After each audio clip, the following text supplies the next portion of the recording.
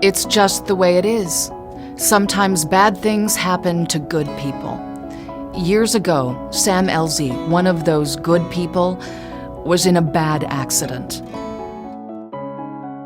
He was a passenger, his brother was driving, and they were hit by a drunk driver.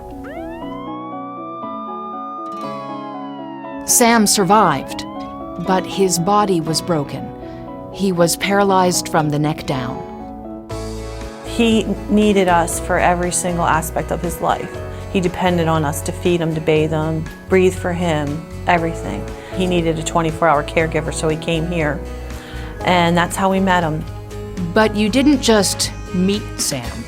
He had a way of drawing people in and keeping them close. I can't even recall him being just a regular patient. I only remember Sam as being a friend.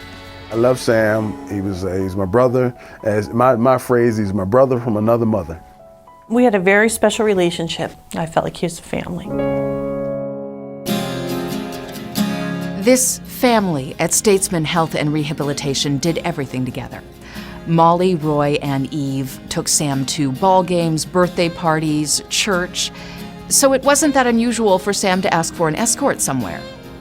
Sam called me into his room one day and said, "How would you like to go to my family reunion?" And I said, "Sure, Sam, that would be fine. Where is it? Philly? Trenton?" He's like, "Well, Eve, it's in North Carolina." Almost 600 miles, 10 hours, 4 states away, that North Carolina. A tough trip for anyone. A grueling journey for a paralyzed man on a ventilator. Making it happen? A long shot. In other words, Sam Elzy had Eve Calvano right where he wanted her. I just couldn't say no. If you knew Sam the way I knew Sam, and if you thought you could do it, something to make his life better, you want to do it. Of course, Eve needed help. She started with Molly Zidzik. The proposition? Leave your family and spend the 4th of July in North Carolina with strangers. Why not? Why wouldn't you do something like that if somebody asked you and you could do it?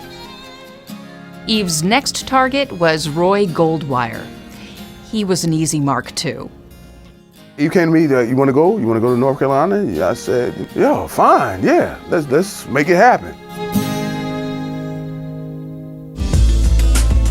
So the team was set. Now all they needed was transportation, equipment, and money. Eve crafted an email, a plea for help. One of the first responders was Vince Myrie. I could see on her face when she came and told me that, this is something she wanted to do, and she wanted to do it for Sam. I just said, listen, don't worry about it. I'll take care of the equipment. The right thing to do. Vince supplied a ventilator and oxygen. Others gave money. The grassroots effort worked. It was time to pack for North Carolina. Eve got the ball rolling. It blossomed from there. And we jumped in and, let's do this. Let's get on the bus. Let's get on the bus. Let's go. There was no turning back. The bus was packed. Sam was on board. So they drove off into the night.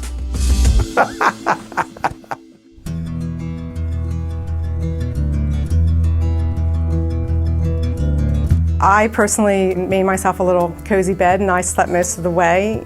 Eve, on the other hand, being the respiratory therapist, she just made sure that everything was good with Sam, and Roy drove.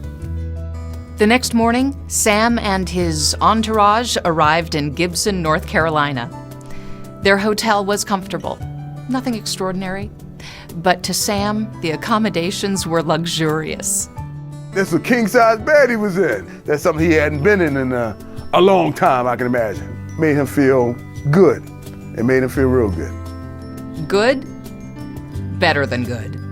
For 4 days, Sam Elzy was at large. It was very freeing for him. He felt like a regular guy again. He didn't feel like a resident. He felt like this was awesome. I'm doing my thing. Sam's family reunion was a weekend of parties, picnics, and people. Sam immersed himself in family. He soaked up every drop of laughter and love. I think it was the highlight of his life. When you're confined to a bed in a wheelchair and you're depending on everybody for every little need, to be able to do something like that, it meant the world to him. He just beamed from ear to ear the whole time we were down there. He couldn't get enough of it. I think it meant everything to him. It meant the world to him. And you see in some of the pictures how bright a smile he got. This was something that he cherished for the rest of his life. The rest of his life was too short. Not long after his adventure, Sam died.